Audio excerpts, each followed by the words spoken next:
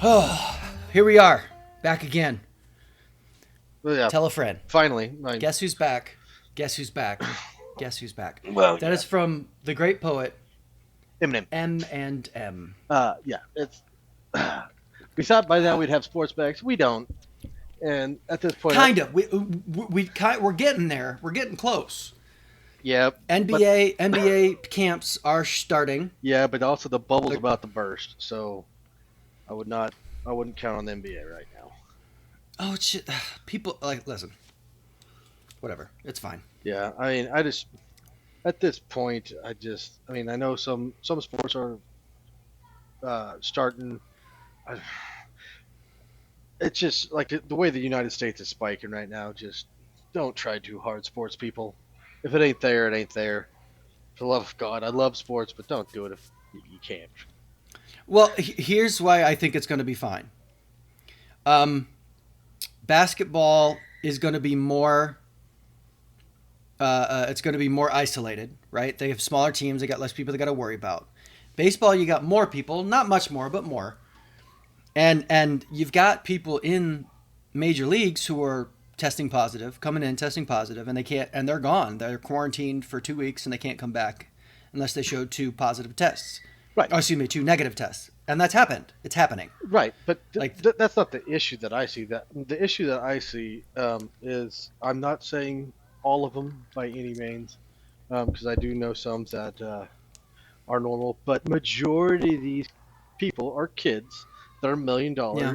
that have been able to do whatever the fuck they've wanted through high school, through college, True. and now they're being pampered. So do I believe that some of these 20, 21, 22-year-olds are going to follow the rules? Hell no. I think like when they get there, No, probably not. After about like 3-4 weeks, they're going to want to go to a club. They're going to want to get go do something, go meet some girls or something like that, and then they go out and the bubble's going to burst, and then all hell's going to break loose. It's not that I think the plans are good. Don't get me wrong. I think the plans are solid, like what the NBA is planning on doing, Major League Baseball, etc. I think the plans are good. I just don't think the young players will follow through. I think the veterans don't give a rat's ass. They're like, cool, I get to go sit away from my wife and family and just kind of chill and not do anything for like a month. Fuck yeah. Yeah. They're gonna be all about it. But the young Thundercats that want to go out and party, I just have a hard time seeing them follow the rules. We will see, because it's I'm hard pressed because then we're gonna be talking about Corona again, which is what we're talking about. Well, yeah, but like I already read one thing. I already read one thing about the NBA about like some player, I forgot who it was, had I'm doing air quotes here, a masseuse who just happened to be incredibly attractive, go to his room because he wanted a quote unquote massage. Did he get a recommendation from Robert Kraft? Possibly, I don't know. But it's like they're doing that. Like, oh yeah, no, I need to have my masseuse or my You know what's strange? Is I don't know because you don't hear a lot of that. Well, I haven't heard a lot of it happening in the major leagues with baseball. I don't know. Possibly, I don't know. I mean, baseball players are kind of nerdy anyway, but yeah, I think like the big difference right now with like the younger players and the old guys is the old guys know that like they need to follow the rules because their career's coming to an end. The young guys don't know any better. They've never not had money, and they've got a 15-year career in front of them that they think. I mean, and honestly, only probably about 10, 12 of them are actually going to last 15 years, like Zion or John Morant. Yeah, they'll last. A lot of these guys, you might have 5 years, and after that you'll get replaced. But yeah, I just don't think it's going to last because I don't think, and honestly, I don't think football is really going to happen either. I wanted to add it to your point as sort of an addendum. Is all it takes is one of them to go to a protest, or a march. Or not even That it has doesn't, have, doesn't have but to be no, no, no. that. But that's the thing, though. Like you're talking about them being young, dumb, and full of cum, right? Which they I'm are. saying even which they are. I'm saying all it takes is one of them to go one of those to one of the marches or protests, which they are fully allowed to do. But I would hope the NBA would say, well, you went here, which you are allowed to do, but now you're not allowed to come back for, the next 2-3 weeks because, you could take a test as soon as you get back, but that doesn't mean, because the incubation period is like, what, 5-6 days, something like that? Yeah. Or, I mean, not even, like, it doesn't have to be that. Like, it could just be, like, and I'm going to use a line from Iron Man. It could just be some guy just not thinking that the rules apply to him and be like, I really want a shawarma. And True. go That's out. That's very true. Or, like, I really want Yeah, Chick-fil-A. and I don't disagree with you. I don't disagree. So, yeah, that's the only one thing that I think that's going to happen with the sports. And, yeah, I think the league's done a great job coming up with these plans. And I think they can work. If everybody followed the rules, I think they'd work. I just don't think anybody's going to follow the damn rules. I think most of them will. But like you said, you've got it's the outliers. It's the one guy who screws it up for everybody else. Yeah, I mean, like, like, not that baseball's not, but I mean basketball. I mean, one guy gets it. I mean, those guys are down there like banging down on the lanes, blocking out. Yeah, one dude gets it, and all of a sudden there's 10 dudes down in the lane trying to fight for a rebound and sweating, and Yahtzee, here you go. It's gonna spread like a wildfire. And like the thing is, it went very quickly back in February. Well, yeah, and like with the bubble, and kind of saying like they won't show symptoms for 7 to 10 days. By that time, these people could have played 4, 5, 6 games, and every single team will be infected by that time. Yeah. So yeah, it's bad. So sorry, I'll get off my high horse. I just at this point, I'm getting to the point of until we get a vaccine right now, just don't even freaking try it, guys. It's because somebody's going to be stupid. Somebody's going to be stupid. The truth is, though, they have to. If they don't, you got teams that are going to fold. Yeah, no, absolutely. I just, and I mean, the biggest thing that speaks louder than anything in this country or in this world is money. Yeah. And if they don't play, a lot of people are going to lose a lot of money, which will not make them happy. It's the risk versus the reward type situation. Right. If you've got a guy who breaks the bubble and then everybody in that bubble becomes infected, you're not going to have a season anyway. Right. But at the same time, if they break the bubble and they all get it, and like, I'd have to look and see what the percentage of the people who are asymptomatic who end up having it right now, which I believe the data is really low. It's just, if they get it, they're asymptomatic and they stay in that bubble, then they're not doing much to spread it because, well, they're in Orlando, so Florida's still kind of half open, half closed. But Florida's just the NBA shit show. Of course, the NBA picks the one place, like the one state that's an absolute goddamn shit show. That's New York, sir. No, New York's way worse. Oh, I don't know. Like Florida shut down at like 30,000 cases, and then at 300,000 cases, they decided to open up Disney World. It's like, wait, what? So I did see. So I do want to speak up on that one. The numbers were wrong. They were double counting, so I think their numbers were off. So it wasn't 300,000; it was like 200,000. No. I mean for Florida itself. Florida. Yeah, so Florida itself were doubling up on their numbers because they were counting positive tests and potential positive tests. And then they were also they were double counting people who had tested positive on the actual test itself and antibodies. Interesting. Yes, yeah. So that's actually true. But that's besides the point. We're talking sports. We're not talking Rona. So let's move on. Before we get into it today, with baseball on the verge of coming back, possibly, I have been listening to the way it goes. The way it seems to be going right now, it seems to be going all right. Let's see. MLS started. Baseball's getting ready to start. So on this week, what I wanted to talk about was Ross and I, we love our lists, as you know. Before we actually get in our list, kind of question. Speaking of this, because so the MLS has started. Do you think some teams will do like the MLB, some teams in the MLB will do like the MLS, where the MLS they're having this tournament, but I think it's Dallas and one other team said, "Screw it, we're not playing." Like with everything going on, we're not. Do you think teams will just shut down? Yeah, the Dallas and refuse to the MLS participate? Dallas team shut down. They said no, and then another team in the MLS shut down and said, "No, we're not playing." Oh, I don't know. Probably not, because team owners wanted to play. Well, I know. Well, I mean, it's just it has more to do with the players. If the players come together and say, "I don't really give a shit, I'm not playing." Do I think that's going to happen? Well, granted, baseball's a little different because if even like I'm just going to throw out a team like the Tigers. Say if the starters for the Tigers said, "No, we're not playing." In baseball, you go, "Cool, AA, AAA, all right, it's half a season, whatever. Come on, let's go." So baseball's a little different, I guess, because you there's what you could pull them up. There's a lot of kids. There are guys are going to be like, "You mean I get to play in the pros even though it's only for 2 months?" I'm going to do that. Yeah, they'll be dying to play. Yeah. So I guess that's a little different. I didn't think about that until I started talking about okay, baseball's got AAA, AA, all the way down that they could just start buying. All right, if you want to play, call up. And those AAA, AA guys, they're not having a season. They're going to jump at the chance to play. Oh, hell yeah. Absolutely. And everything, and I follow a few baseball players. Obviously, I'm an Indians fan, so I follow Indians players. Carrasco, who is, recovering from leukemia, has been dying to play.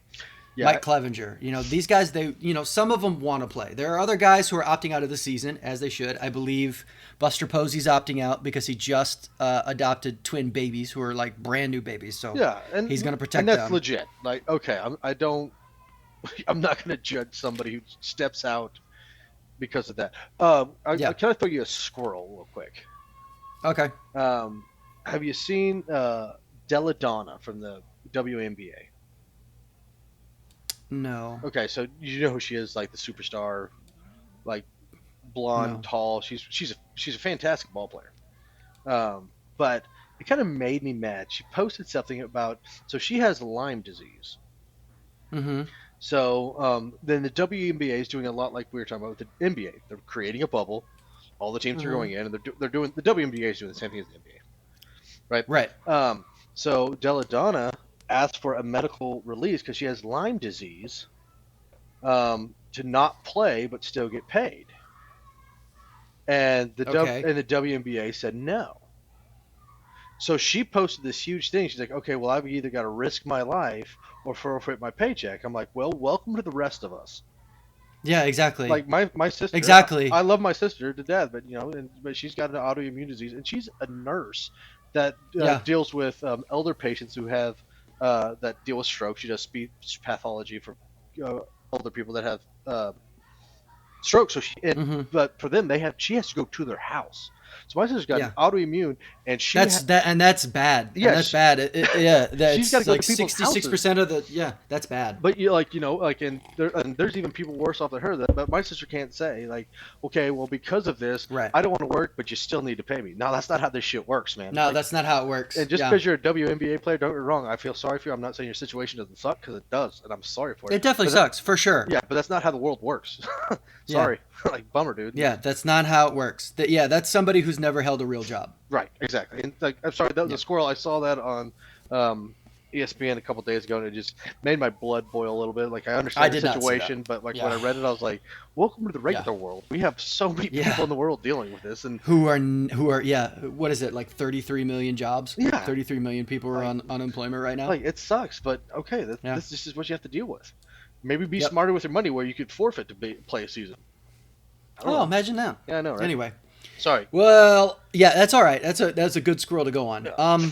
But anyway, like I said, with sports coming back this week, we are actually going to go over our position by position, our current favorite player at each position. So with a stipulation. Well, no, let's be clear. We're doing favorite. Not who we think is best. Yes, not best. Our favorite players. Because if we're doing best, we're immediately 100% going to agree on who the best center fielder in the game right now is. Me. And we'll say it on 3. 1, 2, 3. Mike Ross Trout. Clemens. You played second base and you sucked. No, I played second base for you guys. I played third and short for for the ACOMs when we whomped your ass in the playoffs. If you don't, Oh, we were terrible. You guys were worse, and we sucked. Yeah, it was bad. We still beat you, but anyways. Yeah. Anyway. No, Mike. Like, there's things like Mike Trout. No shit, he's the best center fielder. Easy. But we're doing our favorites. Yeah, so that's why we did the favorites. But we limited it to we could only have 2 players from our favorite teams. So I could only have 2 Yankees. Yeah. Jimmy could only have 2 Indians. Correct. So I'm going to let Jimmy decide the order. Yeah. So did you want to go over? We're talking about and pitchers. Yeah. Reliever / closer and a starter. Yeah. So. Yeah. Also, did you want to go over, or do you want to save it for another episode? UFC 251. Let's do UFC. Let's do some UFC. Yeah, I'm fine with going over that real quick. Well, actually, let's do the baseball positions. Then we'll hit UFC at the end, and we'll see how much time we have left after we go over the positions. If we got time to hit UFC, cool. If not, then we'll hit it next episode. Okay, let's go. We're going to start infield first, second, short, third, catcher. Then outfield, left, center, right, starter, reliever, DH. Cool. You're going to have to tell me that again as we go. So. Okay. All right. Let's start. First base, Ross Samuel Clemens. Yes. What? That is not my middle name for anybody. I know that's not your...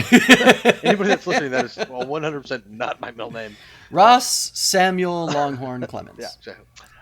My favorite first baseman. So this one, first baseman. This one was one that it's don't get me wrong. There's a lot of great first basemen out there.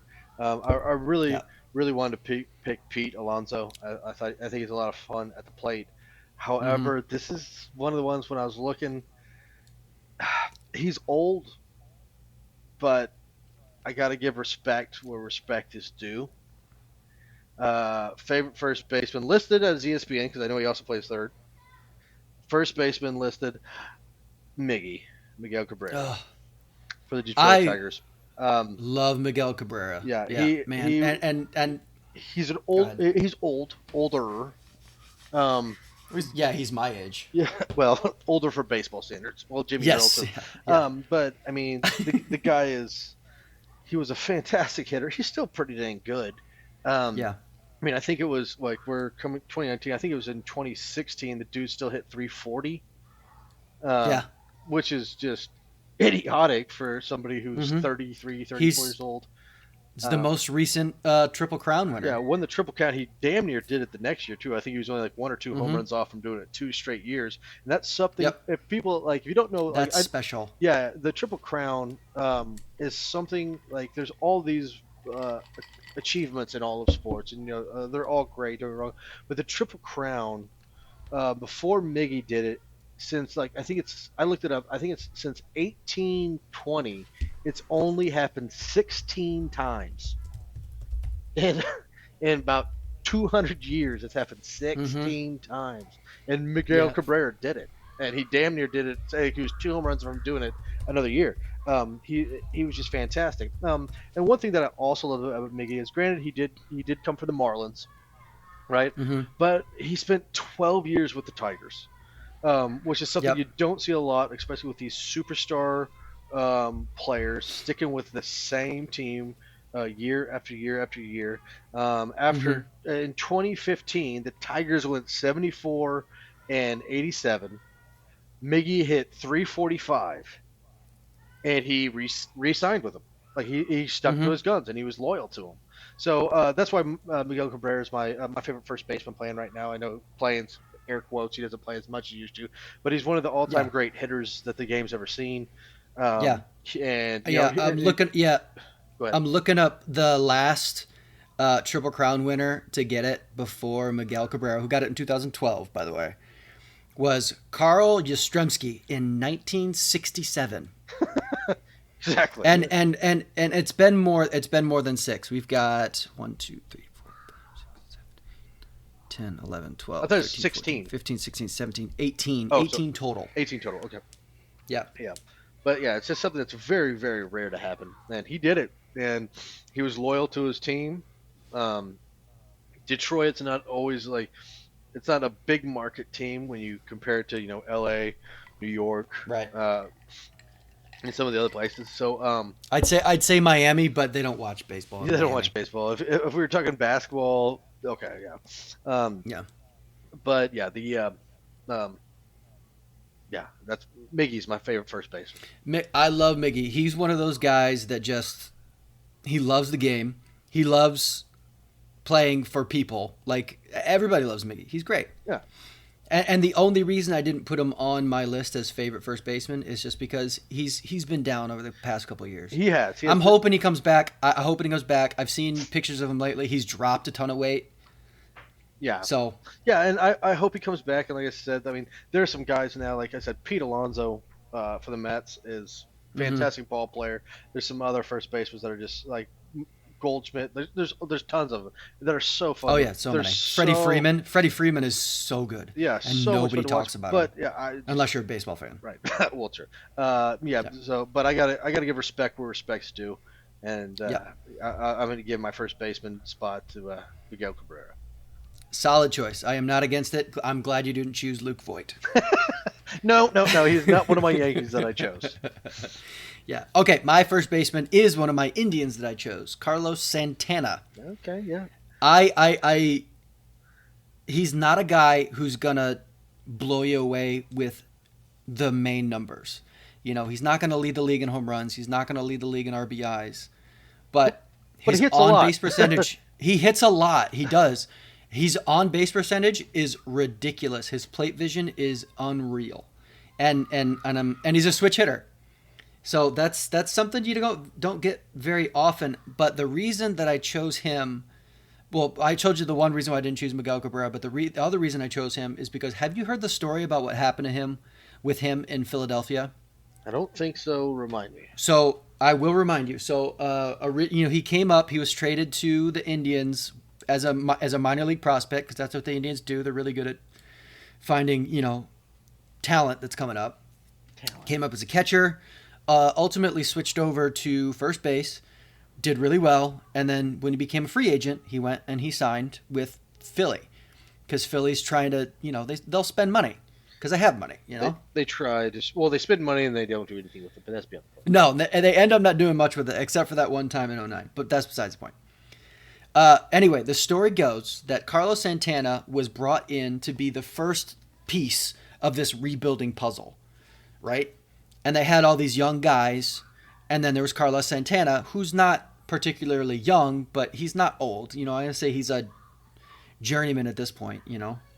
And they're playing a game, and as you know, Philly fans, your team is generally not very good, and Philly this happened to be a year. Yeah. But the truth is, they know the Phillies are not very good. And this is a year that they're not doing very well.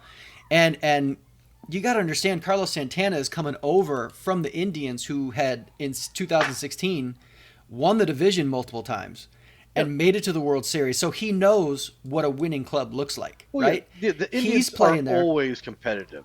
Always. Like, you might not be... Well, not always. They have been lately. Well, I'm not going to say, like, when I say competitive, I'm saying, like, you're not winning 50 games. Like, you're winning more than 50 games. You're up there. You're a ball club. Right. You are challenging for at least first place or a playoff spot. Yeah, that's what I meant by over the past like 5-6 years. Yeah, I don't mean World Series competitive, playoff competitive. Yeah.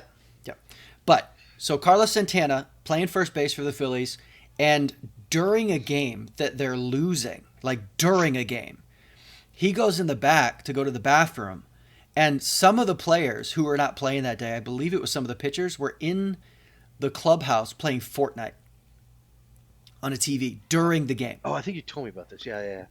And Carlos Santana lost his mind. Took a bat, smashed the TV. You know what Philly did? They traded him. Oh, I was about to say fine. They traded him. They traded him to Seattle because he was not a clubhouse guy. But he's like, and what have the Phillies been doing since? Well, I say that they spent $300 million on Bryce Harper. Yeah, spent $300 million on Bryce Harper. And we could talk about that all day. But they traded him. Ultimately, he's come back. And one thing that a lot of people don't realize is like he's not like he came up like he's a natural shortstop, Like he grew up playing shortstop, was brought into the Cleveland organization as a possible future catcher, and then ultimately moved to first base. And at first base, he's damn near a Gold Glover. Like his ability at first base is very strong. No, I like him. And I'm a big fan.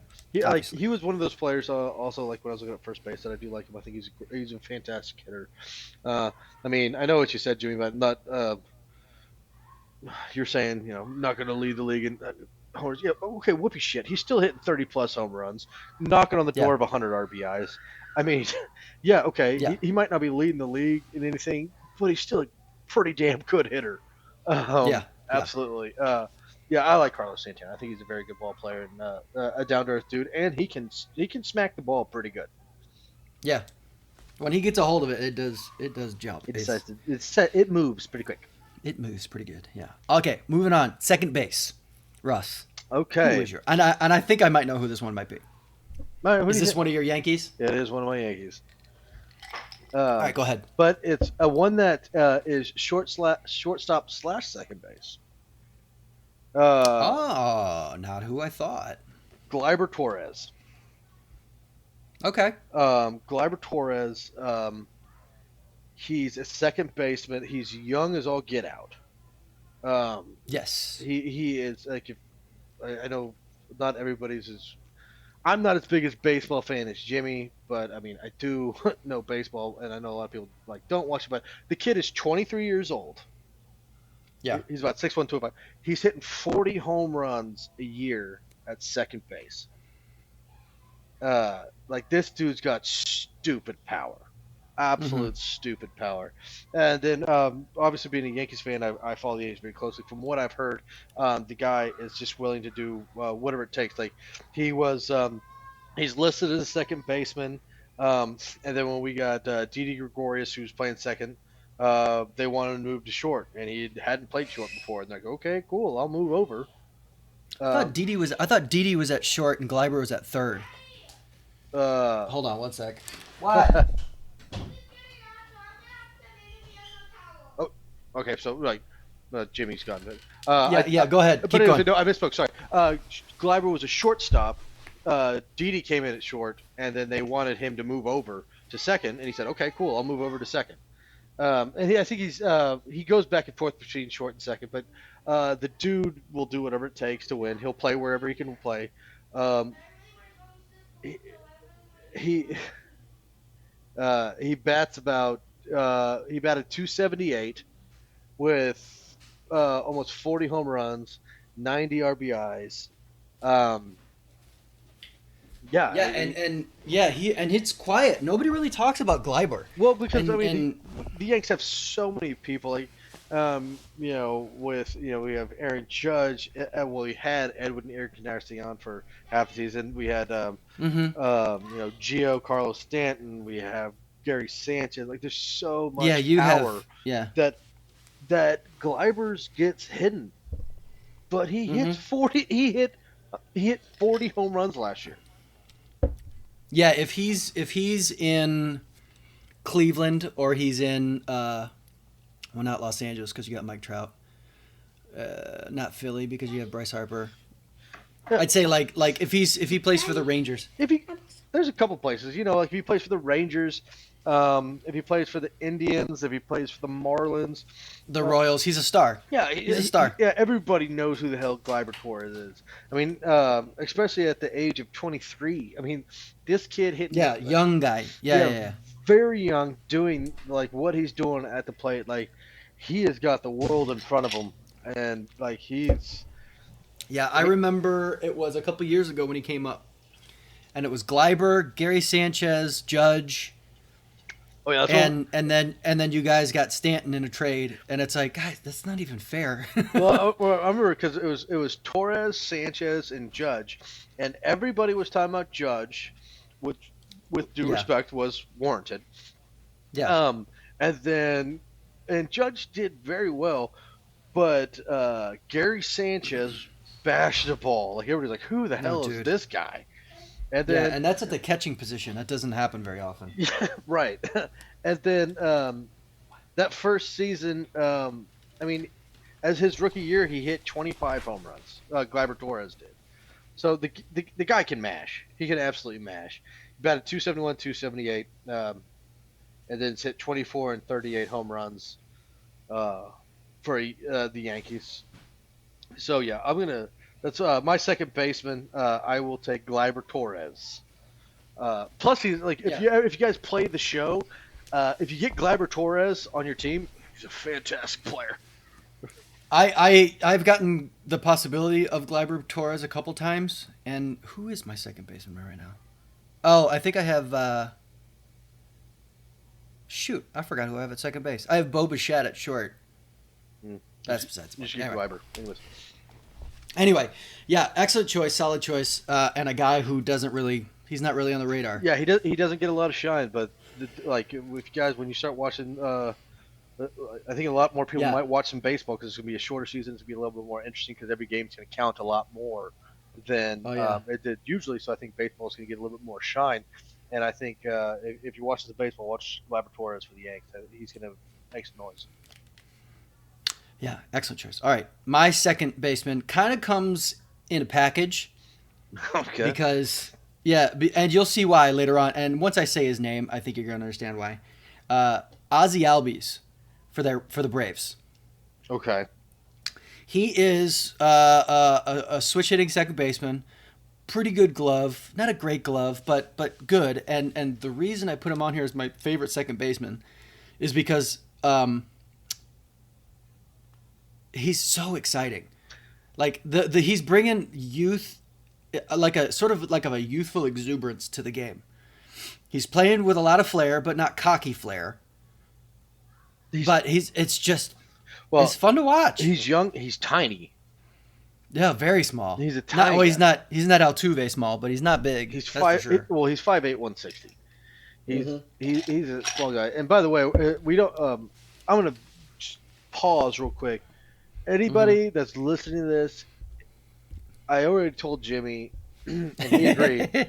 If any of us had a Houston Astro on our favorite player list, we're fucking off the show. Fuck them all. No, yeah, F those guys. Yeah, they do not belong on anybody's favorite list, unless you're a Houston fan, then whatever. But yeah, so that's why you're not going to hear any Houston Astros. So if you're a Houston Astros fan, just turn off the goddamn thing because you're not going to hear your players. Now, just putting that out there. No, I agree. I kind of personally with your second baseman, I thought you were going to go with Asdrubal Cabrera because he's an old school. He's not really a second baseman though. He's listed as a second baseman. He but he mostly plays.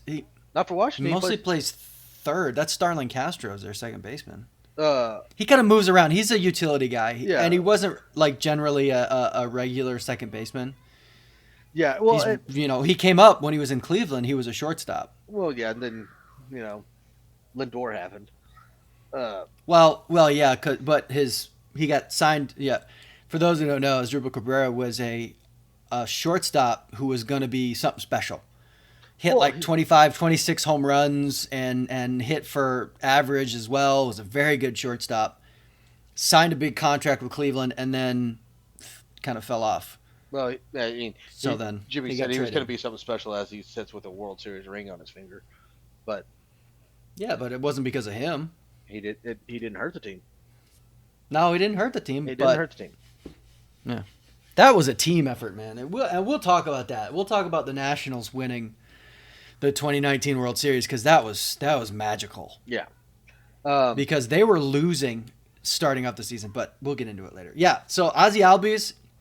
Over the last 2 seasons, has hit 24 home runs both years. Hits right around 270, 280. Fast as all get.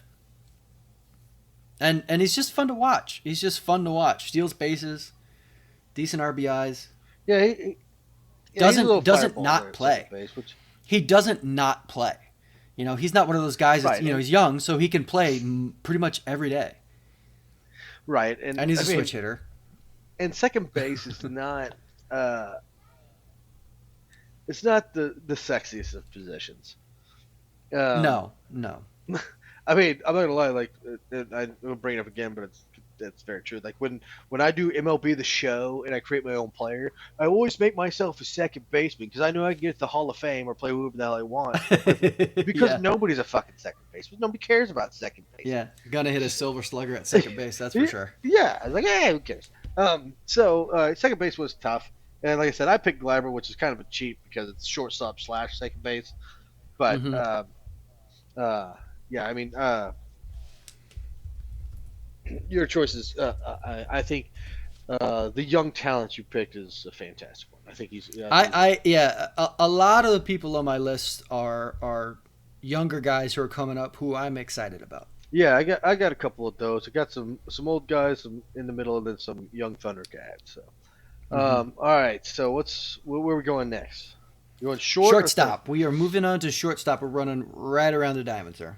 Okay. For me, I'm not gonna lie. I really, really, really wanted to put your boy on here, Hmm. Francisco Lindor, because he is a fantastic ball player. Yeah. However, There is no like single face of baseball right now because there's so many good young talents. You got Judge, you got Stanton, and Trout and Mookie Betts. Mookie Betts, and you got Lindor. Lindor's another one. Yeah. He's one of those guys that he carries himself really well. Really good guy. Can hit, can play. Really good shortstop. Just total package. So it's one of those total package guys. Yeah, and Jimmy loves a total package. Um, I'm sorry, Listen, man, quit giving out my secrets. I had to throw that. But I had to go with a player that little younger, Hmm. but this kid, I think, um, like the world's in front of this kid. Like of all players, I talked about Gleyber Torres. He's really young. There's some other kids on my list that are fireballs. You talked about at second base one, but Fernando Tatis Jr. Hmm. The kid is 21. Hmm. I mean, the dude could barely buy beer. Yeah, yeah. Like he was born in 1999. He is 6'3", 220. He is already considered one of the best shortstops in the game. Yeah. Like nobody says he is it, but he's in the conversation. Like he is a talent. Hmm. This kid, I mean, hit like shortstop, hit 22 home runs, batted almost 320.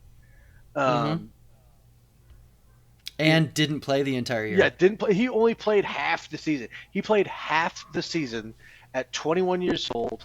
Hit 22 home runs, 53 RBIs. He was on pace for 44 home runs, 106 RBIs, and 32 stolen bases 32 stolen bases. at Yeah. 21 years old. Hit watching him run the base paths was electric. Yeah, When he scored on a tag on an infield fly, like, dude, what yeah, are we yeah. doing? Who does that? Yeah, I think that kid, like, he is so fun to watch when he's on the diamond. He is Hmm. young. He is a fireball, and like I know we don't. He was a Michigan boy and a Yankee, so whatever. But Derek Jeter was the face of shortstop. Um, like it was Ozzie Smith, obviously, and then Yeah. Jeter came along, and Jeter was kind of the face of shortstop. And I think Hmm. Tatis has the possibility, like with being this young and that much talent, he could like. Granted, there's a lot of like we said, with Francisco Lindor, and I'm not saying that he's going to be because there's a lot of great shortstops out there right now, Right. Right. Yeah. but he has all the decks in the car, like all the cards in the deck to do it. Yeah. It's like you said. He's got the world in front of him right now, Yeah, and it's all gonna come down to him whether he's gonna stick. Hopefully, he stays healthy. yeah, I don't want him to be one of those guys. I don't want him to be Nomar Garcia Parra.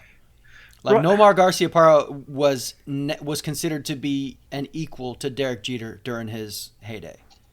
yeah, and it worked because it was Yankees, Sox, Yeah, it was Nomar, perfect. It was Jeter. great, Yeah, it's perfect. and he just could not stay healthy. It sucked. Yeah. So yeah, that's my shortstop, Fernando Tatis Jr., young Thundercat. I think he. Yep. I don't know who else we have a you on your list, but I know for damn sure he's the youngest person I've got on my list at 21 years old. He is not the youngest guy on my Okay, list, all right, fair enough. and you'll see why. Yeah. So, but yeah. Now, and here I told you, I got a big one. Okay. I got a big one. Francisco Lindor. And no, I did not put Francisco Lindor. That's my big one. I didn't put Frankie. I didn't put Frankie at short. And I very well could have, because there's one other guy who's, I like a little bit better on the team. Don't get me wrong. I love Francisco Lindor. He's fantastic. Everybody, even if you're not an everybody Indians loves fan, Francisco Lindor. Yeah, you love Francisco Lindor. Even if you're not an Indian fan, you like Francisco Lindor. He's a fantastic player. My shortstop is a young guy as well, and is exactly the person that you picked, Fernando Tatis Jr. Oh, really? Yeah, I put him at shortstop. He's great. Yeah. I was going back and forth. I was going to put Frankie, but there's one other guy. There's one other guy besides Carlos Santana that I like a little bit better personally. Oh, okay. Fair enough. And it's for personal reasons. So we both had Tatis at shortstop. Got Tatis, and all right. just, All right, well, fair enough. Dude finished third in Rookie of the Year, and he only played 84 games. Yeah, he's unreal. I'm really looking forward to seeing him play. Yeah, and hopefully, the Padres are they got Machado. I think the Padres are kind of starting to build something there in San Diego. Mm-hmm. Hopefully, they could get him, the players around him, to help the Padres escalate, so he can start getting into the postseason and start getting the recognition that he needs. Pitching, they need pitching. Yeah, I know they got a good closer, but they don't have any starters. Or you just come to the Yankees. We'll get them there. I mean, you can't get all of them. Yeah, we can. We're the Yankees. No, you can't. The Yankees. No, yeah, you we can. Not Fernando Tatis Jr. No, yeah, I don't know. I don't think we can afford him. No. Nope. All right, so third base. So we have one in common. Third base. base. All right, so third base. Yeah. I think we might have more than one. I think maybe catcher. We'll see. No, you won't. No? Okay. So third base, I picked mine because they're wrong. He's a very good ball player, but I've seen him on YouTube. I've seen him on things, and the dude is just an all-around good guy. He's funny. I picked Chris Bryant from the Chicago Cubs. I didn't. By the way, I don't have any Cubs on my list, and you know why. And sure. They know why. Yeah. But I don't like Chris Bryant. Oh no, excuse me. I don't dislike Chris Bryant. I like Chris Bryant. Yeah. And like you said, great guy, very good third baseman. Yeah. I don't think he deserved his MVP. I didn't pick it over for the MVP personally. Right. I kind of picked it more like, and a lot of these guys that I picked on my team, you had to be a good ball player, so I had to know who you were. But I picked it more like on, like for instance, and I'm going to tell you on catcher, I did not pick Gary Sanchez. And the reason I did pick Gary Sanchez is because he was called out many times by the Yankees for being loafing, and not like hustling on plays. Like actually players were calling him out. Gleyber Torres, Aaron Judge were bitching at him for like loafing. And because of that, like, no, you don't, like, you're not going to be on my, like, favorite list. You're not going to be one of my favorite ball players if you ain't going to hustle. Like, that's fair. That's just not going to happen. Chris Bryant, from everybody or everything I've read about him in any article, I've seen him do, like, funny videos with fans and all sorts of stuff. Have you ever seen, you ever seen any videos with him and Rizzo? They're like best friends. Yeah, absolutely. That's hilarious. They're a lot of fun to watch together. Yeah. And I like them personally. I feel like I like them personally, but screw them because they beat my Indians in 16. Just not when they put on that C on the chest. Yeah, fair enough. Fair enough. I'm not going to argue for that. But yeah, so for third base, I got Chris Bryant. Not saying like that the MVP thing hurt by any means on my decision, but it more had to do with because he's just an all-around good dude. Yeah, that's fair. And he's a good ball player too. So, he's a fantastic. I'm not saying he's bad. I just don't think he deserved the National League MVP. Yeah, but that's besides me. He's an absolute beast at third base. Like, he's good. Yes, yeah, and I do agree. My third baseman is again. I would have chosen Jose Ramirez, obviously, because he's so fun to watch. But I can't because he's not the other person I picked as my Indian. So I picked Nolan Arenado. The Rockies.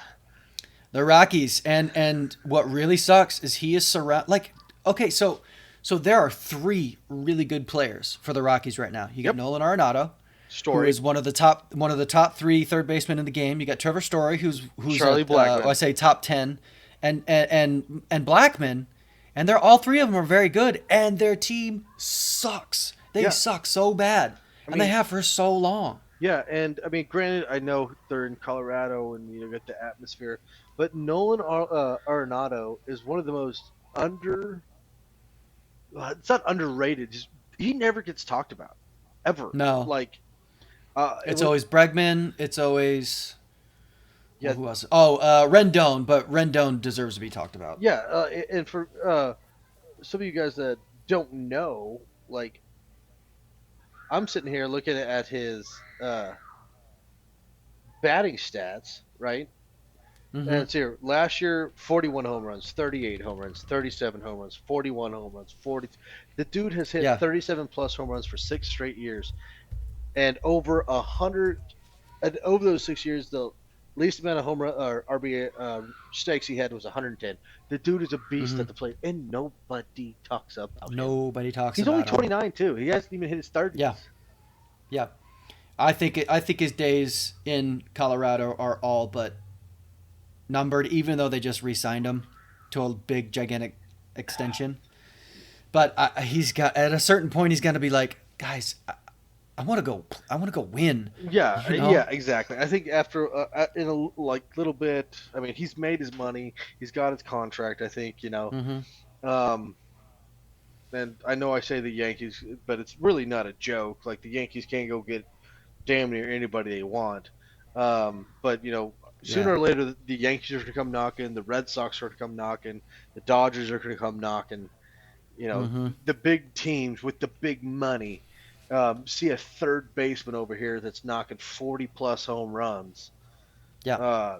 Oh, God, yes. Like, they're going to – like, if they're going to come down – like, if this was not our favorite if this was our – who we think's the top third baseman, Nolan Arenado would have been my top third baseman.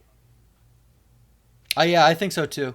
Yeah, it's either him or Rendon. I would have a hard time choosing between the two. Yeah, Anthony Rendon's a fantastic player, but if I had to, I'd have to go back. If I had his numbers weren't. If I had to draft a team, and I got to pick anybody I wanted, really, for third baseman, I would pick Nolan. No question. Like, it wouldn't even be like I wouldn't even have to debate if Rendon and Arenado were there. I wouldn't even debate half a second. Like, giving me Nolan Arenado, no question about it. Yeah, give me that dude. Yep. And I don't disagree. I 100% agree.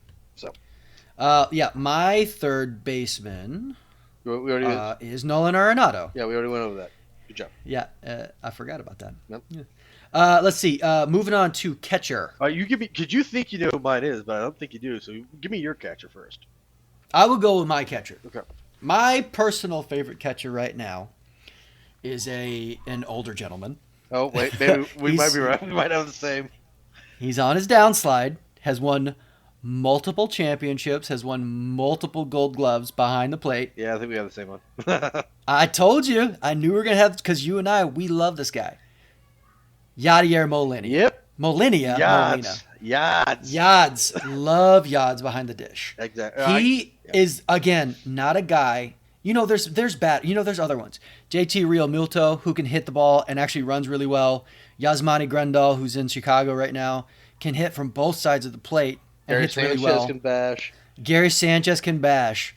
Yadi's not a strong hitter at all. Like, he's good. He's decent. But what outweighs his ability at the plate is his ability behind the plate. He can call a game like nobody's business. Nobody ever sits and thinks about like St. Louis's pitching. He's been in St. Louis forever.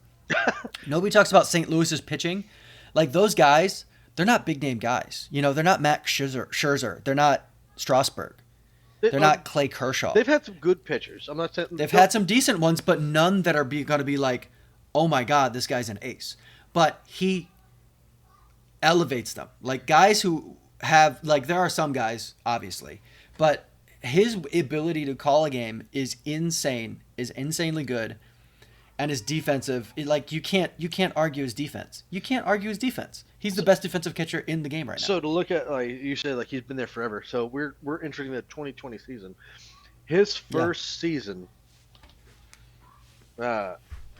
in St. Louis was the year I graduated high school. I'm 35, people.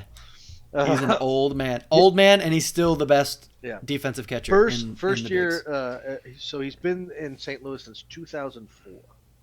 Mm-hmm. So he's about to enter his 16th year in the Cardinals, and kind of like what we were talking about, or what I was talking about with Miggy. Yod's he's been one of the greats behind the dish for a long time. And don't get me wrong, St. Louis has had a lot of success. They've had their ups, they've had their downs, and they've had some good seasons. And don't get me wrong, I'm a Yankee fan, and Jimmy's a Cleveland fan, obviously. But when it comes to baseball, St. Louis fans are diehard. Oh yeah, and they're very good fans too. Oh, they're great fans. They're nice fans, but they man, St. Louis loves they love the Redbirds so much. And Yods has shown that and shown loyalty. Like I think Yadier Molina could have easily at any time gone to Boston. He could have gone to New York or L.A. or Philly or some of these very big money spending teams. He could have easily done that. And made probably a lot more money than he made. Not that he didn't. He still made millions. Don't get me wrong. I'm not saying Yadier didn't make a lot of money. He could have made way more. Yeah. He could have made a lot of money. One of these big name programs would have paid a shit ton of money for him. But he didn't. I'm sure they tried. Oh, I'm sure they did too. But no, they didn't. He stayed in St. Louis, stuck with them, and and kind of I have my little comments on the side, and literally my last thing that I put on there, I was said we could do this for 2-3 years, and as long as Yadier Molina is putting on a uniform, I will say he's my favorite catcher forever. I love watching him play. Yeah, he's fantastic. Watching him, and he's another guy who loves to have fun. He's not a flair guy, but he loves to play the game. He just loves it. Yeah, he's. And did you ever see when? For those who don't know, Yadier Molina also has two brothers who are both catchers as well. Benji was his older brother, and I can never remember his third brother. I don't remember Benji Molina. He didn't play. Benji was in and around, kind of knocked around a while. Did you ever see when they would play each other? No. There was one game in particular. It was Benji was behind the plate. Yadier, I think, had the day off. I think Benji with the Rays, and they were in Tampa Bay. It was an interleague game, and before the game started, home team at the beginning, home team always is on the field first. And before they took the field, Yadier went out and put a little packet of cheese crackers on home plate because that's Benji's favorite snack. And he walks out there and he looks down and he looks over and the camera's caught the whole time. And Yadier's just smiling and waving. It's like, hey, bro. So funny. Okay, so here we go. So it was Yadier, Jose Molina, and then Benji. Benji. Yeah, and I think Yadier was the youngest, right? Yeah, it says Benji is actually Benji's now a first baseman coach for the Rangers. Oh, nice. Yeah, so I had to look that up. Yeah, so they had three of them. Benji was 39. Yods is the youngie. Yeah, Yadier's the youngest. Yeah, Benji and Jose 38. are both 39. Yadier, this was actually a while ago. So they're actually Yadier's 8 years younger than Jose and Benji. Yeah, he's considerably younger. Yeah, they're tight though. I love it. I love watching him play. Yeah, I mean we're talking a guy. So when for those who don't know, send him to camp. Like I said, just go ahead and send him there. Gold gloves. He's got 9. He's played in the bigs for 16 years, and he has 9 gold gloves. That is the person who is considered to be the best at their position in the National League. They give them out to the American and the National League. He's also a 4-time platinum glove. That means that you are the best defender in the entire league. And he's won it 4 times. 4. Does not happen very often. So 4 times 16 years. So 25% of the time he's won best defender in the league. Yes. And and you and I want to say we pretty much agree that Ozzie Smith is the greatest, if like one of the greatest, if not the greatest defensive players, like all around players of all time. Yeah. Yeah. Never won Platinum Glove. Really? He's a 13-time Gold Glover, never won a Platinum Glove. It might be because maybe the award didn't exist yet. Okay. I was about to say, That's a possibility. That's a possibility. Let's say, how did he never get a best defender? His name was the Wizard, folks, and it wasn't because he was great at the plate. It was because he did magic on with a glove. He was magic, and backflips. Oh, and he did. Yeah. Platinum Glove's only been around since 2011. Okay, fair enough. Okay, so moving on from catcher, which we agree on. Mm-hmm. That's two. Yeah, we have back to back. Nice. Yeah. All right, moving on to the outfield, left field. Ross, who do you have for left fielder? Okay, so this is where I'm going to kind of throw a disclaimer in there. Okay, so I'm a New York Yankee fan. So I refuse to put any Red Sox on my list. So no Benintendi? So I'm putting J.D. Martinez, but he played 4 years with Detroit and 2 years with Boston. So for team, I actually have him down as a Tiger, not the Red Sox. Like it says. Note it here, folks. Tiger. One of Ross's favorite players is a Red Sox. He's fan. That's fair because you also love Big Papi. Yeah, I mean, like one of my favorite players to watch was, his nickname, like Papi. His nickname was the Yankee Killer. But and folks don't don't get me wrong. I'm not being like a sacrilege or anything, but nobody can deny it, whether you're a Yankee fan or not. When Big Papi stepped to the plate, you literally leaned forward in your chair and literally got to the edge and leaned forward because you're like, shit, here we go. It's Papi, and that just means it's fun to watch. That makes the game fun, and that's why Papi was one of my favorite players. J.D. Martinez is kind of the same way. I mean, the dude is he's hit 30 plus home runs the last 3 years. He's batted over 300 in the last 3 years with Boston. He's a fantastic all around baseball player. Because Mookie Betts was there in Boston. I don't think J.D. Martinez really got the love he deserved. And Boston also has kind of sucked dick the last couple of years. Well, I mean, when you don't get to cheat, you're not as good. That's true. Because they did cheat. They did. Hey, by the way, so I'm also going to give a disclaimer real quick. For anybody listening to this, for anybody hearing the screaming in the background, I don't think they can hear it. It's not catching on my mic. I can hear it very well. So if you can hear it, folks, Jimmy does not have anybody locked in his basement. No. Or anything that his daughters are playing. I don't have anybody dying. I've been watching my a lot daughters of Criminal are playing Minds, in the pool. So but it's not that. Yes, if you can't hear it, my youngest, she's a Spitfire and she's got a set of lungs on her. So she can scream. Oh yeah. But yeah, so I think my left fielder is J.D. Martinez. I think he's an all-around. Solid choice. He kind of got lost in the shuffle when he got traded from Detroit to Arizona, and then came over to, and like you said, they were not good last year, but still batted, was still an amazing hitter. Oh yeah, he's bashed the ball like that guy. J.D. Martinez can hit the ball like crazy. Yeah. And granted, having the cheating green monsters, that's the thing that helps. But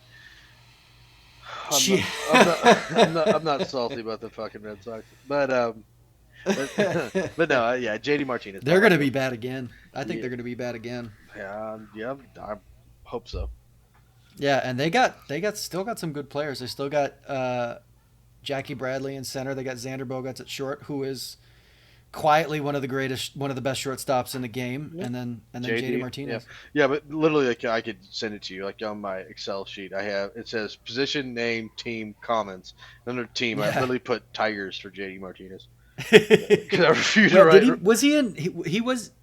when was he in Detroit? Last in Detroit it was like 18, right? He's the last 2 years he's been in Boston, and he was 4 years in Detroit before that. Oh, okay. Yeah. It's been a long while. Yeah, so I was like, all right. Yeah, my left fielder, another young Fire Cat, really became known during the World Series in the playoffs. I had him and I deleted him, but I had him. It's well, it's a good thing you did because we would have had 3. Yeah. And if we agree on 3 things, then the world's gonna explode. But Possible. Left field, I've got Juan Soto. Oh yeah. Yeah. And again, he's another guy.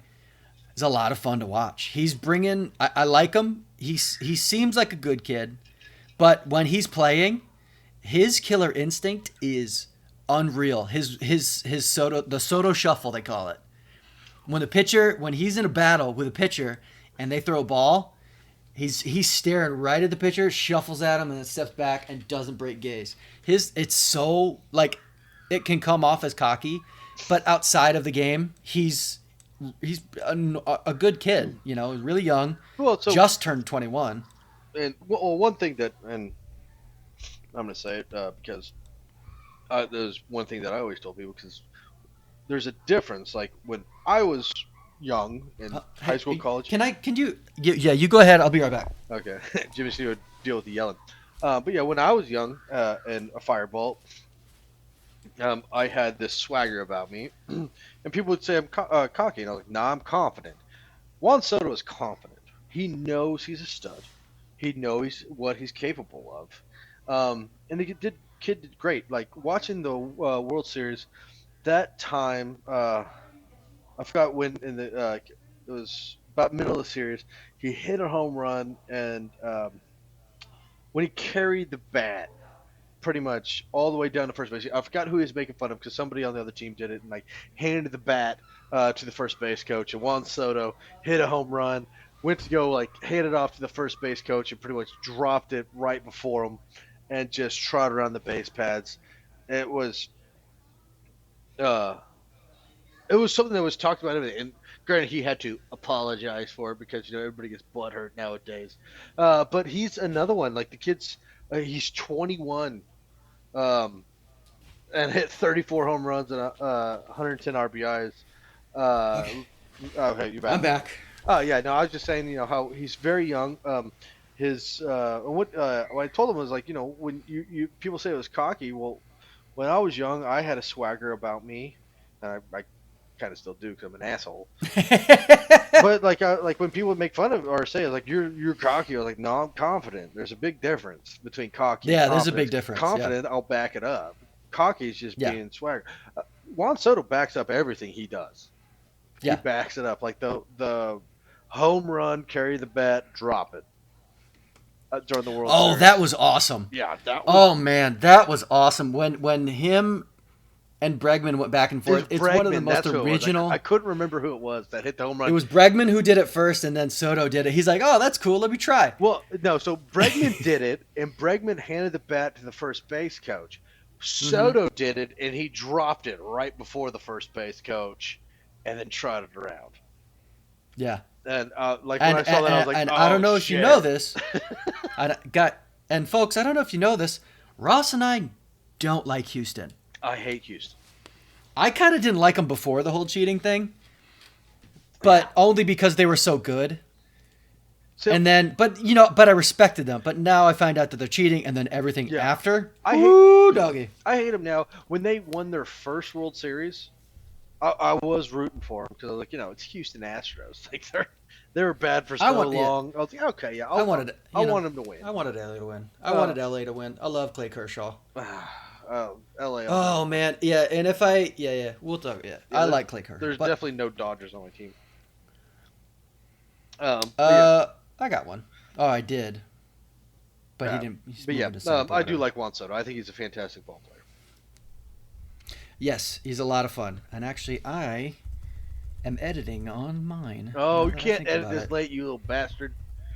Yes, I can. And you'll see why. Oh. Okay. So, where are we at? Center field? Center field. Okay. My center fielder. My favorite center fielder. Can you guess? Clint Frazier. No. My boy, uh, Lorenzo Kane. oh yeah, yeah. I should have put him. uh, Tell them why. well, Tell them why because of baseball, and then tell them the other reason why. okay. So first time, I mean, Lorenzo Kane, Gold Glove winner. He is. Don't know. He's got a good bat, not a fantastic bat, but he's got a very good bat. Um, but when it comes to him in the outfield, he is an absolute shut down, lockdown center fielder. The dude is Yep. fast. He tracks down anything. He jumps the wall. If you hit it to center field, Lorenzo's tracking it down. There's no question asked. Like, Yeah. it, The it, meme goes. The meme goes. What is it? Over X percent. I don't know what the percentage is. The percent over X percent of the Earth is covered by water, and the rest is covered by Lorenzo Kane. yeah, seriously. Like, yeah, that's. I mean, he's a shutdown center fielder. I mean, Mm-hmm. and he proved it. Like, he won the Gold Glove in 2019. In my mind, he probably should have gotten in 2018 as well. Yeah. But yeah, that's why I like him baseball wise.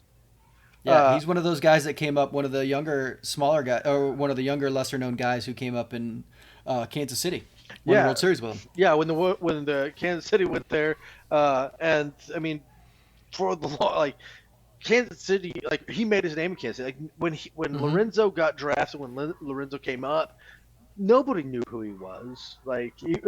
He wasn't one of these, like we knew who Judge was coming up. We knew Yeah. a lot of these players coming up. Like you know them because they're these hyped up players. Like, okay, let's see what we Yeah. can do. First round pick Yeah, guys. Chris Yeah. Bryant. These guys, like, okay, like what's gonna happen? Lorenzo Kane wasn't that. He went in there, busted his ass, and did what he had to do, and now he's a Gold Glove winner. He plays for the Mm-hmm. Brewers now. For anybody that doesn't know, and yeah, he's It's still, yeah. Yeah. like I think it was like the first week of well, I think it was opening day of the season last year when it was uh, Brewers were up one, and I forgot who was up to bat, but they hit one to the wall, and literally Lorenzo climbed the wall. It was like over his elbow, over the wall, and robbed it a home run in the Mm-hmm. bottom of the ninth that would have tied the game, and Renzo snatched it. And I was like, Yep. all right, over. So that's Yeah. why I love him baseball wise. Yeah. If you want to actually talk about it, like, he's not a young guy, but he's only been known since like 14 and 15. He was drafted in 2004 yeah, out of high school. right. Yeah, he's he's not a spring chicken. No. And he's not old. I mean, well, maybe for baseball No. standards, he's getting Well, up there. I wouldn't say 35 is even that old. Or he's 34. He's Yeah. the same age as you. I'm 35 now, Jim. Thanks. Thanks, Jim. Well, let me put it. Yeah. Thanks, Jimmy. Sorry, I'm really old and my memory's gone. That's true. But then also because I know the guy. He's actually married to someone Yeah. I went to high school with, and like their family, the Gladhills, are related to Lorenzo. So it's yeah. Lorenzo comes to our Yeah. tailgate. I know him. I've met the dude multiple times. Nicest dude in the world. About as down to earth as you could get. Like That's seen awesome. seen him Yeah. a lot of times, and I mean, especially even after he won the World Series, people knew who he was. He comes to like his wife Jenny is the one that I know, and like I went to high school with her. She's a sweetheart. But so she's from Norman. Lorenzo comes and works. OU lets Lorenzo Kane come work out at their facility um, uh, during the off season. So he's here in Norman, and he walks around with a hoodie on. He's like, man, I don't. He doesn't like the spotlight. He likes Yeah. in his off time he likes to spend it with his three boys and his wife, and that's it. And I follow them both on Facebook, and they post. They got a beautiful family. They're great people. So not only is he pretty much the greatest defensive center fielder in the game right now, he's a great dude. So that's why Yeah. I got always, Lorenzo. yeah.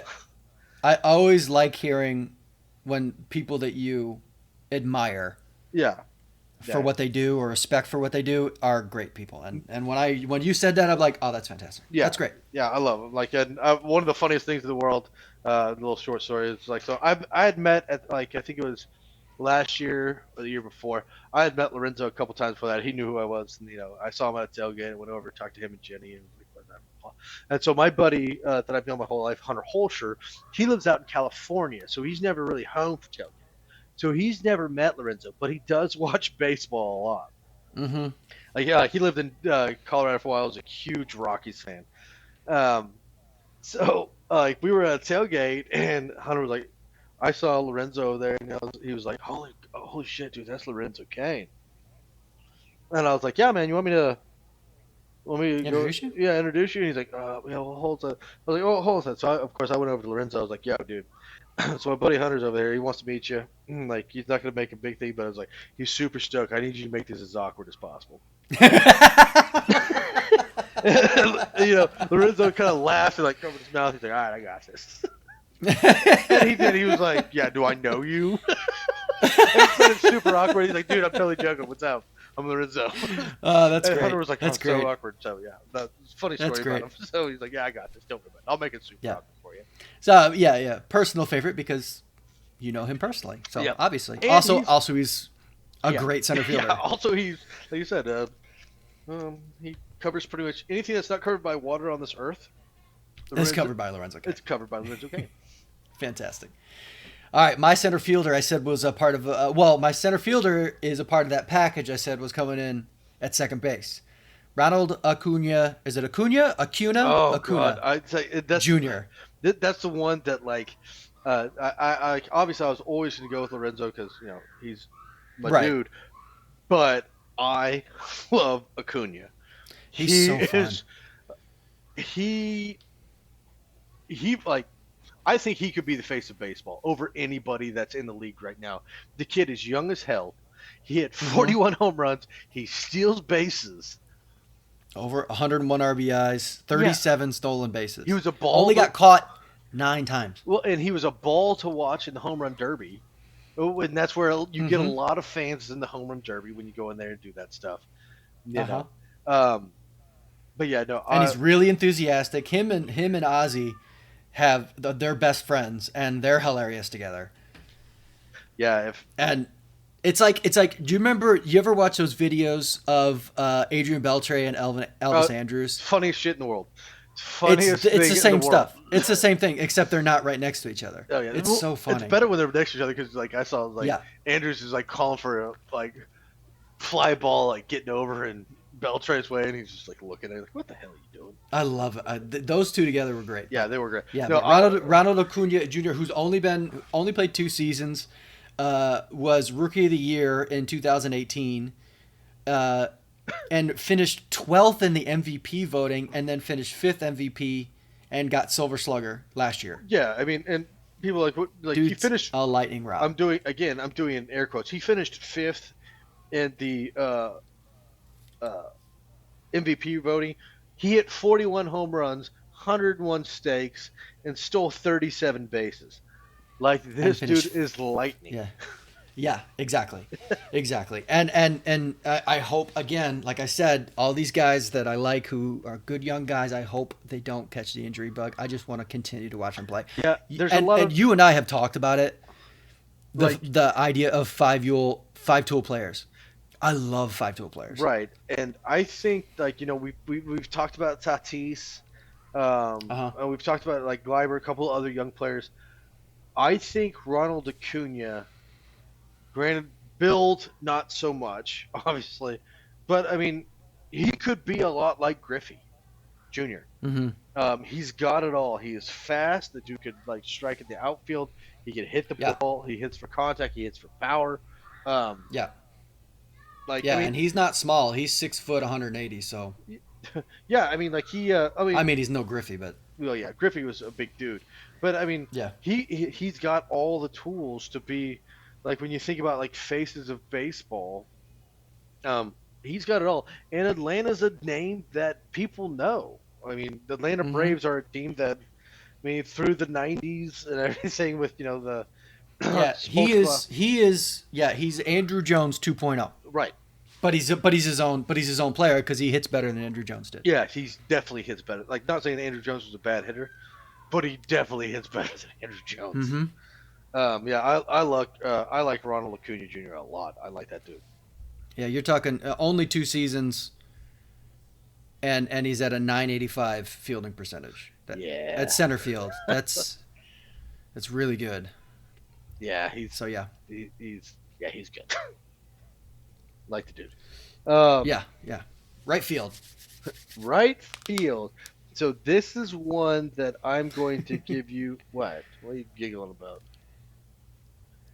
Because it could either go to something that is painfully obvious, or it's going to be a great curveball.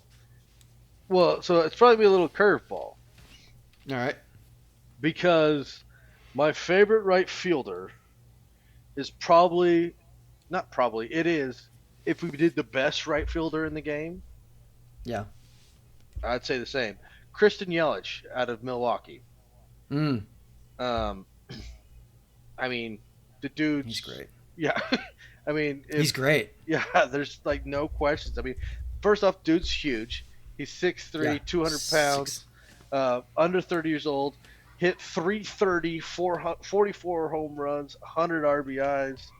I mean, Mike Trout is obviously the best center fielder in the game, and I'm not saying Christian Yelich is on the same level, but he can give him a run for his money in MVP votings.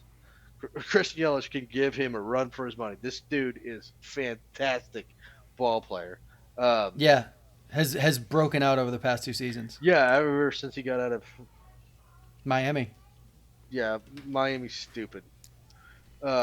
Dude, one of these days we're gonna have to talk about the amount of talent that the Miami Marlins actually had.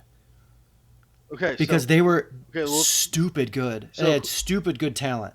Okay, so we'll put it. The Miami Marlins and what they had, or the early Oklahoma City Thunder, when we had Harden, which one, and Durant. No, that's the thing though, is the early Oklahoma City Thunder. You guys had success. Yeah, we got to you were knocking on the doorstep. You were in the finals. Yeah, we did get to the finals. Yeah, the Miami Marlins didn't even have winning seasons. Yeah, they had, and it's not like the NL East is some sort of like buzzsaw. No.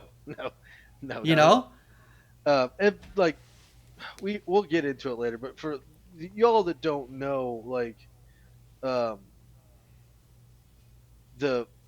Miami Marlins at one point had JT Real Muto, the catcher that we talked about, easily could have been one of the best, if not the best catcher in the league right now. Yep. One of the top two. They had Giancarlo Stanton, who is one of the most powerful bats still to this day. His exit velo is insane. Yeah. They had Christian Yelich, who I just talked about, who arguably is up there with Mike Trout as the best player in all of baseball. They had who else did they have? They had Marcell Ozuna, who just signed a big contract with Atlanta. Yeah, Marcell Ozuna. They had D. Gordon. D. Gordon, one of the fastest guys in the league right now. Yeah, like great base stealer. They had the stupidest amount of talent, and they didn't do a goddamn thing with it. And then all these dudes left, and of course they just flourished. They just did fantastic. Yeah, of course. Yeah. Marcell Ozuna did really well in St. Louis before he signed with Christian Yelich. Was an MVP. I think he finished second in the MVP voting. Won it in 2018. Yeah. Oh, and they had, was it Martin Prado? Yeah, I think they had Prado, Jose Fernandez, who was one of the great up and coming pitchers before he unfortunately passed away. That was so sad, dude. That's very sad. Yeah. But anyways, getting back to it. Yeah, Christian Yelich, right fielder, probably the best right fielder in the game. Yes, yeah. I had on my right field Cody Bellinger. Okay. But he didn't. But yeah. So, but then I started looking up his numbers in right field. He doesn't play right field very often. He was primarily a first baseman and a center fielder, and he's moving to center field with Mookie Betts in. So I took him off my list. Okay. And he's great. One of the great swing guys. Oh yeah. If you want to watch Cody Bellinger, his swing is so good. It's so smooth, and it's just so fun to watch. But my favorite right fielder because of that. Fun fact, actually, I've seen. Oh yeah. Bellinger play. Cody Bellinger play. Yeah. Yeah, because Oklahoma City. Yeah, right? Oklahoma City. Like, for team. some reason, I don't know why, but Oklahoma City is the Dodgers AAA team. Does that make sense to me? No, it doesn't. But for some reason, it's a beautiful stadium. It is. We do. Bricktown Ballpark is a fantastic ballpark. It's great. But yeah, he came through, and I went to a game and watched a couple on TV because we play the Dodgers OKC Dodgers games on TV. He hit the ball so far, like it. It was idiotic. Mm-hmm. Like when you're talking about the swing of that dude, and it is a beautiful swing. But when you see, like, I don't know if you guys have, like, how many people listen to this have actually, like, because it's different seeing Cody Bellinger play in a Bricktown Ballpark than seeing him play in Dodger Stadium. Because Bricktown Ballpark is so much smaller. So when the ball leaves it, it's like, holy shit. Like, that went so far. Dodger Stadium is huge. So you can hit it far, but it's still going to land in the stands. And it's like, oh, okay, yeah, he hit a home run. But, like, when he hits it out of Oklahoma City, it's like going to the goddamn parking lot. You're like, holy shit. Like, that thing just got bashed. Yeah, when you talk, oh my gosh, he's another guy whose exit velocity is ridiculous. Yeah, and another very young player that can 25. smash the ball. Yeah, MVP. Yeah. But not him. But not he's him. Not an everyday right fielder. Didn't play right fielder every day. So I'm looking at ESPN. ESPN actually has listed him as center fielder. So yeah, I think the idea is that he's to move to center field to make room for Mookie Betts because Mookie's a right fielder. He's a fuckface, but okay. My favorite right fielder is a guy who also is a very good right fielder, mashes the ball, and he's Christian Yelich. Oh. Yeah, I switched it. That was the one I switched. I had Yasiel Puig on there because he's so fun to watch, and dude has a cannon. Like, he's got a cannon, but he's just a little bit too wild. He's out there and he's a little all over the damn place. Yeah, and Christian Yelich is not necessarily, he's not a boring guy. I didn't pick anybody that's boring. Like, no. I love Mike Trout as a center fielder, but he's a if he had at least hit in and won at least one home run derby, I would have Mike Trout on there. But Mike Trout's like, no, I don't want to do that. It's like LeBron James never being in a dunk contest. It's like, dude, just do it. It's not going to hurt anything. Just do it. So we all want to see it. I don't even watch the dunk contest anymore. If LeBron James did it next year, guess what? I'd go, yeah, okay. I'm going to watch this. I'm going to watch this. Uh-huh. He'd probably destroy it, too. Yeah. But, yeah, Christian Yelich, something that you did not bring up that surprised the crap out of me, Christian Yelich stole 30 bases last year. Yeah, the dude can move. Guy can move, man. Yeah. Guy can move. Yeah. And he only got caught stealing twice. Yeah. And he walks. Yeah, he's unreal. He finished second in MVP voting last year. He hit 329 with 97 RBIs and 44 home runs. And he finished second because Cody Bellinger had an insane year as well. Their back and forth in April was so good. Fun. It was so good. So good. And that was one thing that I was so mad. I think it was with the Nats, actually, that I felt bad for Lorenzo because the Nats played the Brewers. They went to Game 5. Mm-hmm. And if you guys didn't know, Yelich got hurt was like a week or two before the season ended. Yeah. So he did not, like, their best player did not go into the playoffs, and so everybody thought the Nats were just going to roll over the Brew Crew, and the Brewers played fantastic, and they took it to 5 games, and it came down to the ninth, like it Mm-hmm. was last pitch, last stuff, and then they hit like the Nats hit a what was supposed to be a single to right field. Christian Yelich wasn't out there. I forgot who was in right, but he Yeah. put his glove down. Ball went right under his glove. It was an Right error, underneath it. Yep. and Nats ended up winning it. And I just felt bad. Like, oh God! Like if Yeah, Yelich you was out feel there, bad. that would not You happen. feel bad for Milwaukee Yeah, I was like, because that wouldn't have they happened. they got a good team, man. Yeah, they're And good. they got a shot. They got a shot for winning that division because St. Louis is getting old. They don't have Ozuna anymore. Pittsburgh is trash. Yeah. The Cubs didn't But do anything. I will say this: And I'm going to give didn't an do honorable anything. mention. I'm going to give an honorable mention right here Hmm. because Pittsburgh is trash, but I really like Josh Bell. Oh, I love Josh Bell. Yeah, Love Josh Bell. I do He's a like big, good first baseman, and he's a switch hitter. He's awesome. He's huge. So I debate about putting him as like first baseman, but I had to put Miggy obviously. But Yeah. Josh Bell, for you guys that don't know, like this dude is 6'4", 250, a freaking animal. Monster. Like he's just a monster. He's like 27 years old, can mash the baseball, but he plays Yeah. for the Pittsburgh Pirates, so nobody knows But who he the plays fuck for he the is. Pirates.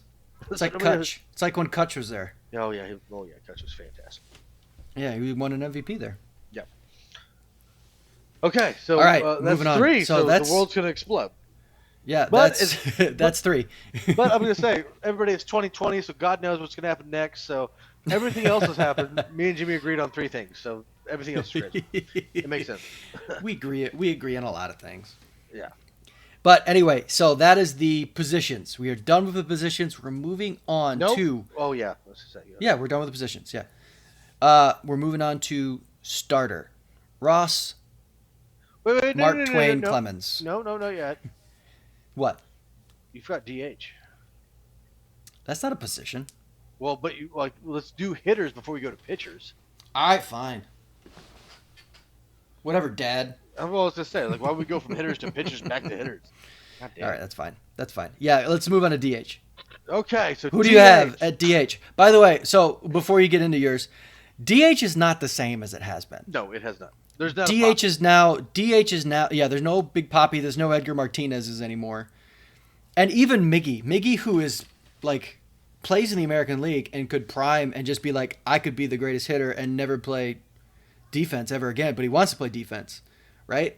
And that just doesn't happen anymore. So the DH is usually a guy who can play in the field, but they've got a better defender or somebody who can hit against lefties or whatever in the DH spot. So this one was kind of hard. I am interested to hear who you have at DH. Go. Well, because there's a team that has a lot of power.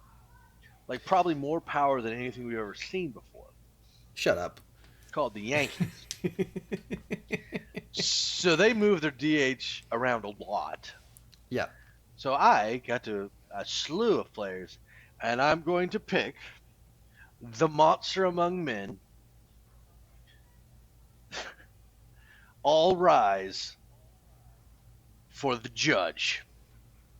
He's a right fielder, you piece of crap. No, because he's not, because Greg Bird plays right field when he's healthy, and Aaron Judge DHs. He's a good right fielder.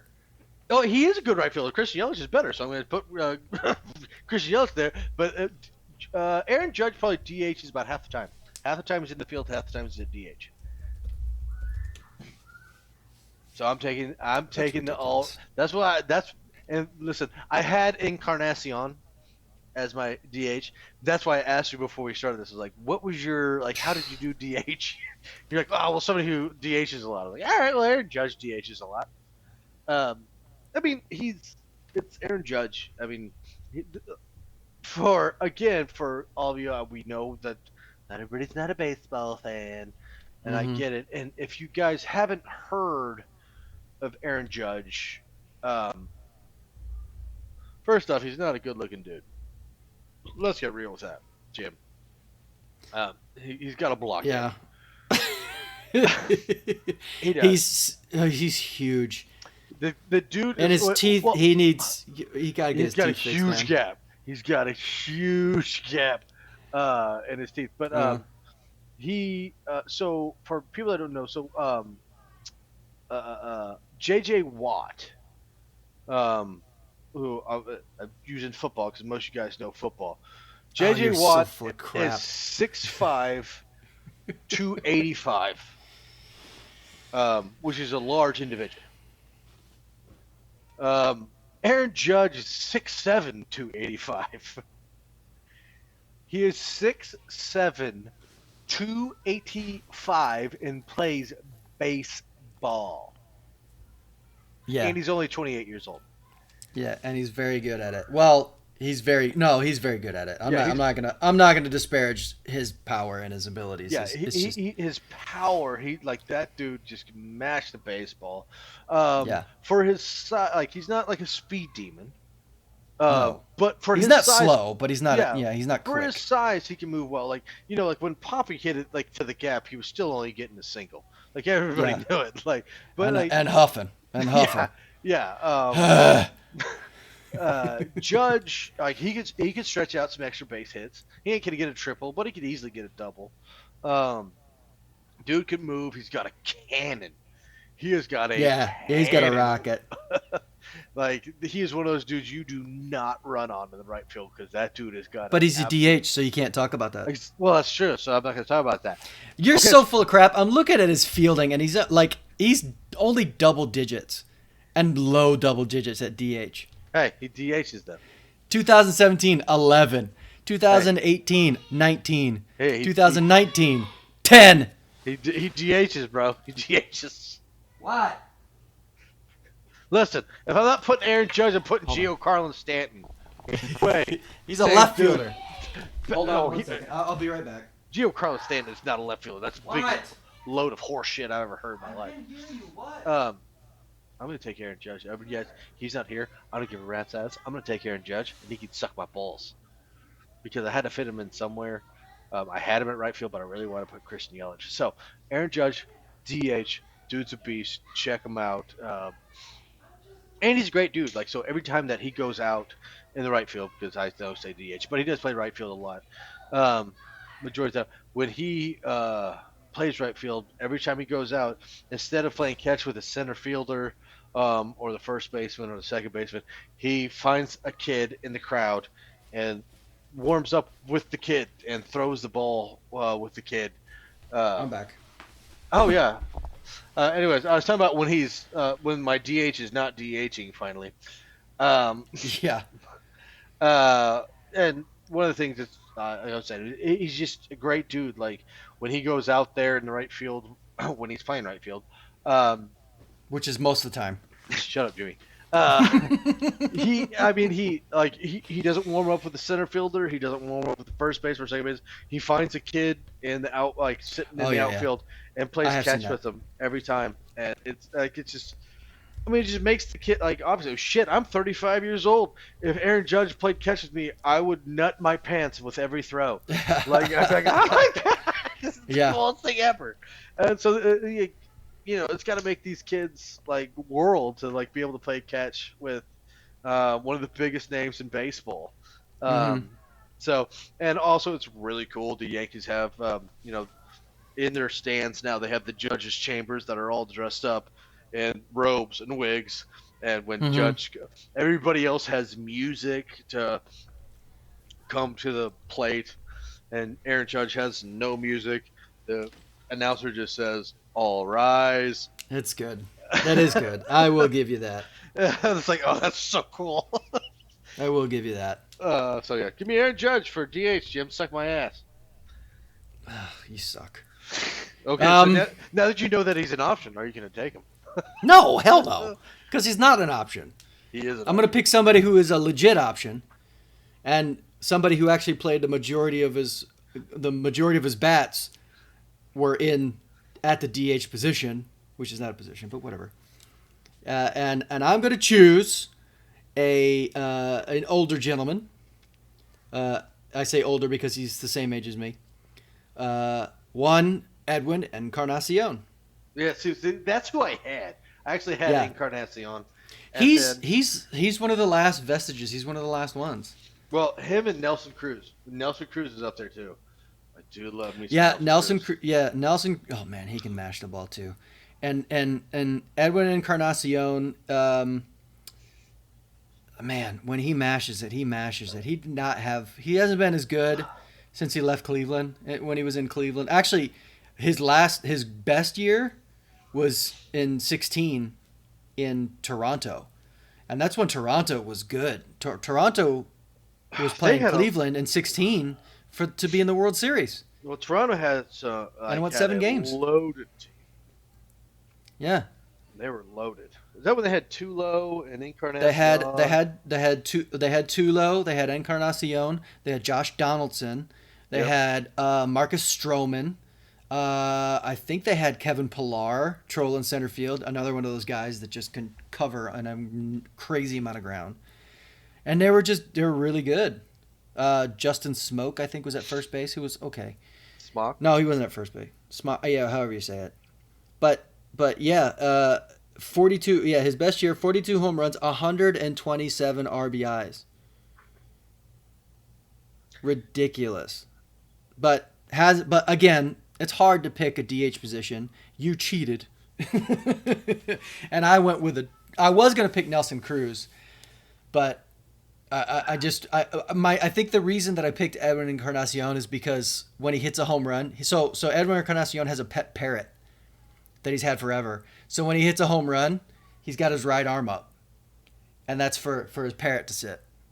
Oh wow, that's his trot. Like he goes around first base and he's got his arm up. That's his thing.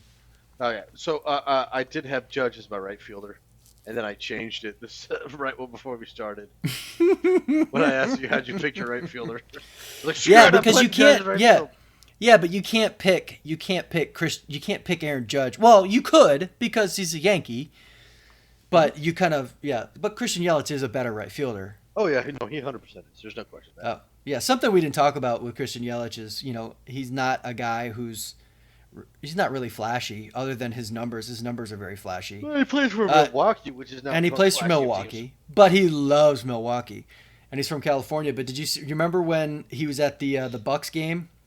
It's like, hey, Christian Yelich, MVP's in the house. And he stands up and he waves, downs a beer, sets it down, picks another one, toasts the crowd, downs a beer. It's like, I'm in Milwaukee now. This is how we do. It's like, that was awesome. You mean like when Baker did it? Oh, yeah, in Cleveland. Yeah. No, Baker did it. Baker shotgun. That was dope. Yeah, my dude. That was at an Indians game, too. Yeah, he went to town. And then... But the funniest part was, did you see it? Well, actually, there's two funny ones. So, I think I told you about this. At an OU basketball game, so you obviously all didn't see this. But last year, they could sell beer at basketball games. Yeah.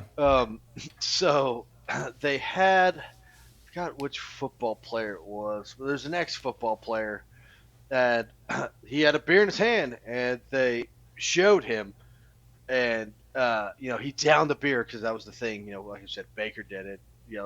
Everybody was doing it, and then the camera immediately went to Lincoln Riley. What? Yeah, and Lincoln Riley had a bottle of water, and he just stood up and just chugged the shit out of the bottle of water. All right. I was like, oh, that's awesome. Okay, that's my coach. Yeah, I like Lincoln Riley. He's a good dude. And a very good coach. So of the top fun note of the top 15 paid college head coaches, only 2 of them have agreed to pay cuts this year. Lincoln's one of them. Yep. Nice. Who's the other one? Harbaugh from Michigan. Interesting. Yeah. Saban. I don't like Harbaugh. Shocker. But yeah, Harbaugh, all those guys like. But your boy wasn't on the list. I don't know if he's not getting top 10 money yet or what. No, I don't think he's getting top 10 money. He got an extension, but he's still not top 10. Okay, that's why he wasn't on there. But yeah, it showed Saban and also like every top 10 paid coaches, all sorts of them. But and Harbaugh and Lincoln were the only ones that have agreed to a pay cut for this upcoming season. Yeah, well, I mean, it's only fair. They're not playing a full season. Right. So, okay. Right, cool. Anyway, so pitching. Which one you want to go, starting or reliever first? Let's go reliever. Okay. So my reliever, this guy, he had a down year last year, but before that, 8 straight seasons of 30-plus saves. And his ready stance, like before he comes back, like when he's getting the pitch, getting the call, before he comes up to the mound, is one of the most epic shit in the world. And Craig Kimbrell. Yeah, that's amazing. I love it. Yeah, he plays for the Cubs now. But his little fucking Velociraptor shit, he's got his So for those, we're not recording video, but he's a righty, and he pitches out of a stretch, which means he's not winding up. And as he's getting his sign, he's basically in like he's getting ready to take off towards home plate. Like he's getting ready to just. He's in a ready stance. Yeah, puts his arms out like I'm about to just. He's got his right arm at like a 90-degree angle with his hand down, and he's glaring. He's sitting there and he's glaring. It looks like he's about to start flapping his fucking arms and take off flying. Like it's ridiculous looking. But when he's on his game, very effective. He is fucking fantastic. Like I said, his best years were in Boston. Yeah.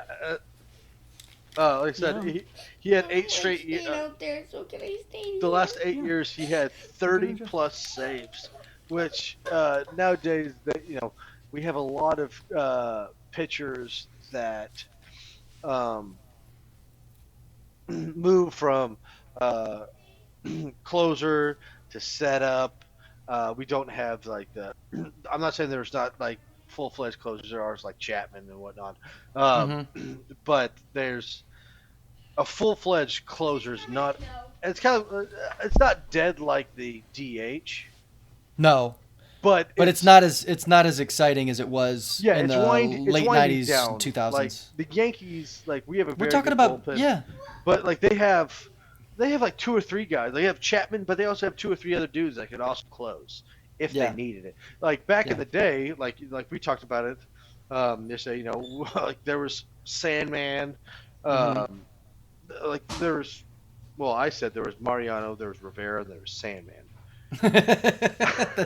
That's all the same person, sir. And that's all that mattered. Listen, and I said it, and I said even if there was no Mariano Rivera, you still had Eric Gagne, who's juicing, by the way, but was still very good. K-Rod, who is insane, who has the record for the most saves in a season. You still had Trevor Hoffman.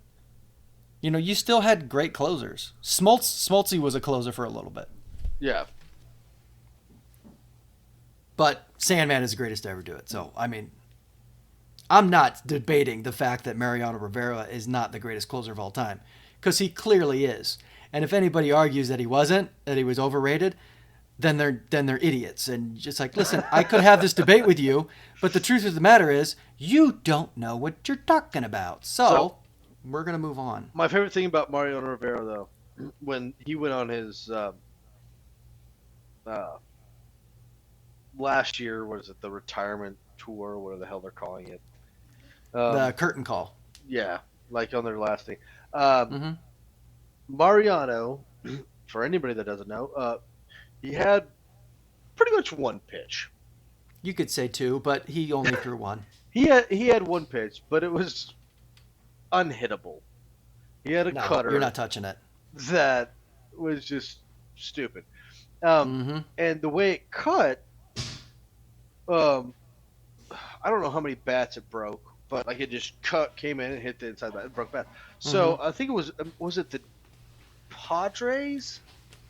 I don't remember. But it was the greatest curtain call gift of all time. Yeah, so the greatest curtain, I want to say it was the Padres, but they gave Mariano Rivera, it was called the Chair of Broken Dreams, Mm-hmm. and it was a rocking chair made out of broken bats.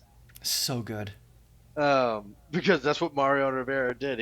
Either Broke a lot of bats. it either came into you and it broke the bat, or just went away from you and you whiffed.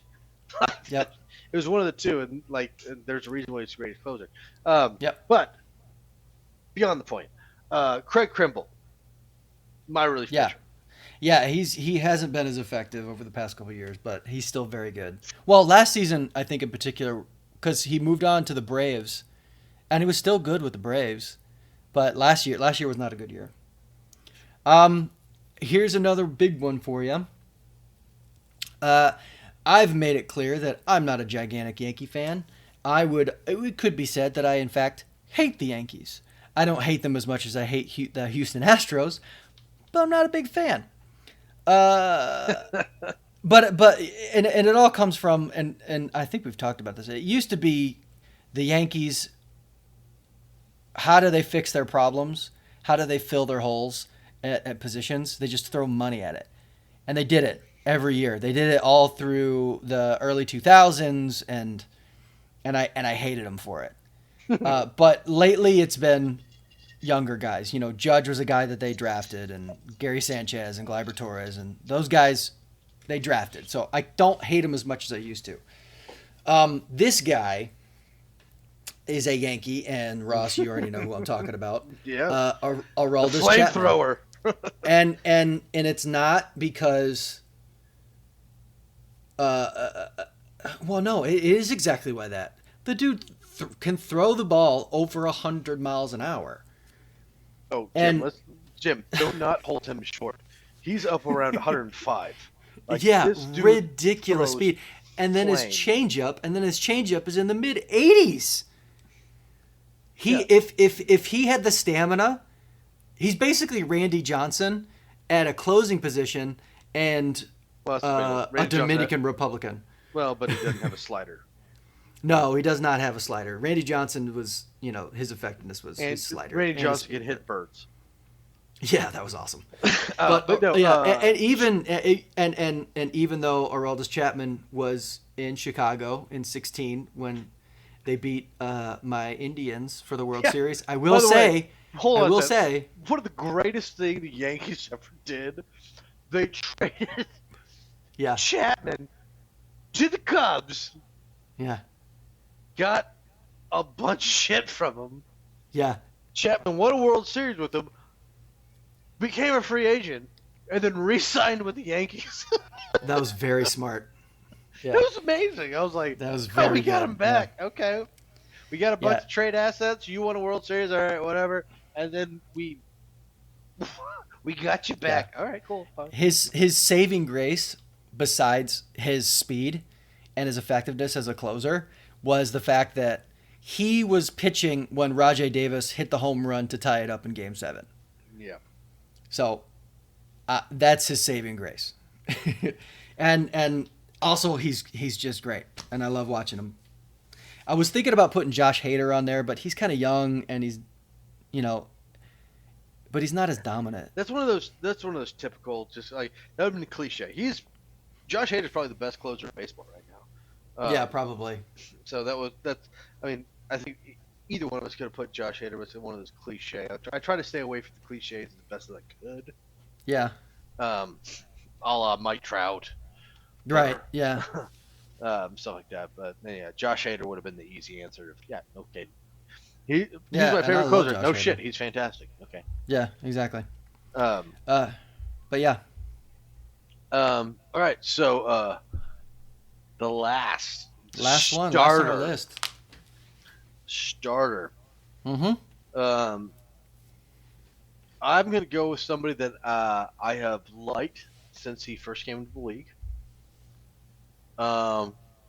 Did well, struggled a little bit, stepped it up the last couple of years.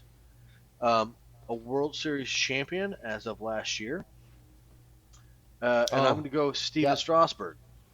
Yeah, he's fantastic. He's a fantastic pitcher. Big dude on the mound. I like the big tall guys on the mound because they could just throw some heat. Yeah. Fun fact about Steven Strasburg. He has a career ERA of 3.17. Max Scherzer, who's a 3-time Cy Young winner, has a career ERA of 3.20. So Strasburg's career ERA is better than Scherzer, who's won 3 Cy Youngs. Granted, the 3 seasons that Scherzer won it, he had sub 2. Yeah, like sub 2. Yeah. Scherzer took off. Well, yeah, right before he got traded, or I think he went free agent to Washington because he was drafted by the Tigers. Yeah. Was very effective near the end, like when they were like winning the division and in the playoffs for like that. I want to say it was like the early 2000s. He was a piece. Him, JD Martinez, Miguel Cabrera, Prince Fielder, like Jose Iglesias. They had Verlander as well. You understand, the Detroit Tigers at one point in time had Justin Verlander and Max Scherzer. They're decent. Unreal. Yeah, unreal. And and you do got to give it to him. Max Scherzer's been around a little longer. Yeah, he has. He has. And Strasburg. Strasburg has I think 2 seasons he's been out. Yeah, and so the stat is a little skewed, but it's still a stat. Yeah, it's still good. He's still great. Yeah, last year, he won World Series MVP. Oh yeah, he didn't win Cy Young, but he was pitched in there. his ass off in the playoffs. Yeah. Oh man, he was a shutdown. I would love to just go over his body with ice. I know, Jim. I know what you're no. saying. No, wait, what? Wait, what? I would just love to go over the Washington Nationals playoff run last year. Oh, okay, yeah. No, that too. That's what I'm talking about. Yeah, that too. Yeah, no, I get it. Anyway. All right, my starting pitcher, and I don't know if you've been keeping track, but I've only had one Indian so far, and I'm going to close it out on an Indian. My favorite starting pitcher right now is one Mike Sunshine Clevenger. He's a guy I love him because he's got a wonky delivery, he's got good velocity, and he's quietly one of the better pitchers in the league that nobody really knows about. He was came up in 2015 when Kluber was on his run. And also Trevor Bauer was there. Trevor Bauer was starting to come into his own as a very good pitcher. Mike Clevenger, he's got long hair, got tattoos everywhere, got an amazingly awesome delivery. And the thing that put him over for me as my favorite starting pitcher, he's a single dad and a great one. Oh, there it is. I follow him on Instagram. For those of you who don't know, I am a single dad as well. I have 2 girls. He's a single dad, and he has 2 girls.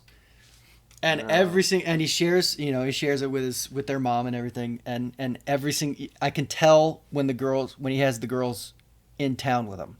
Yeah, he blows them on because the weekend. Everybody. So it's all pictures of his girls. It's fantastic. No, that's good to hear. That's I like to hear that too. That's so fun. And not only that, but he's a very good. If you look at his numbers, have you ever looked at his numbers? Oh yeah, no, he's a very good pitcher, and honestly, I think he had an opportunity. I think he had an opportunity last year to be in the running for the American League Cy Young, but he missed 2 months. He strained his back. He only pitched 126 innings last year. Yeah, so who won American League Cy Young? AL Cy Young was. Let's look this up. Was it Verlander? It was Verlander. Possibly. Yeah, I think Verlander won the Cy Young. I heard you can hear it, can't you? oh yes. Oh, or was it Garrett Cole? Oh, it could have been Cole. It was either Verlander or Cole. Both of them had incredible years, but screw them because they suck. But you love Garrett Cole. I think it was Cole. Yeah, Garrett Cole's the best pitcher in baseball. Y'all can kiss my ass. He's wearing pinstripes. Oh, he is. There's no doubt about that. Finally, we went and got somebody. It's not you guys have been needing starting pitching for a while. Yes, I've been bitching about this for a long time. Yeah. Long time. Yeah. Yeah. His ERA, like Clev's ERA in 2016 was not good. It was 5.26. That was his first year in the bigs. Yeah, that's a little rough. Yeah, not good, right? But next season, 3.11. 2018, 3.02. 2019, 2.71. 2.71 was his ERA, and he, granted, he missed 2 months, but his strikeout, he had 169 strikeouts in the year. He had a great year. He had an opportunity to win Cy Young. I honestly think he did, but unfortunately, he got hurt, and there's nothing you can do about that. Well, I mean, not saying the club wouldn't have got there, but I mean, Garrett Cole won, no, I'm 20-5 and had a 2.5 ERA. Like, no, yeah. Whoa. There's no doubt. Yeah, there's no doubt in my mind that Garrett Cole or Verlander were gonna. But if he's in the running, he's in the running. Yeah, like we're not. Yeah. Oh, look at that! Garrett Cole never won Cy Young. Oh. Yeah, I'm on. By the way, if you don't look up your baseball stats on baseballreference.com, you're wrong. Or you're not Jimmy. Yeah, he won Cy. Yeah, it was Verlander who won Cy Young. Yeah, Verlander won. But yeah, so I'll give you that one. I love him. He's great. I love his delivery. He rocks back and forth. He's got a real quick knee kick that comes up real high. And then his it's just jerky, it's wonky, and then after he follows through, he brings his right leg around, like he's waving it across at the batter. It's so fun to watch, and he's surprisingly athletic. And he's a good pitcher. He's a very good pitcher. And he's a good pitcher, and he's a great dad, and I love him. He's great, and he talks shit about Houston.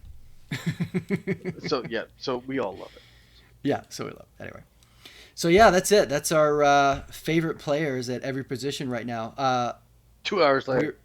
Yeah, right. Exactly. And that's what I was going to say next was I don't think we have a whole lot of time to talk about UFC 251. So we'll save that for our next episode. Holloway got robbed. That's all I got to say. 100%. And but we'll go over that when we talk next time. So with that, follow us on Twitter, even though we don't really get on Twitter anymore because Twitter sucks. But check us out. I think I'm going to be going ahead and create a Facebook page. So if you want to follow us on Facebook, follow us on Facebook. Well, shit, man. I mean, I don't know why we didn't to begin with. So we'll go ahead. We'll create a group on Facebook. Give us a follow there. If you got any questions, if you got any comments, please shoot us an email. boomandbuck@gmail.com. Or boomandbuckpodcast@gmail.com. God damn it. And right. and we'll definitely talk about those comments. If you want to talk about them on any of our Facebook posts, we'll go ahead and we'll talk about it. And with that, we are signing out. Y'all have a good weekend. Bye.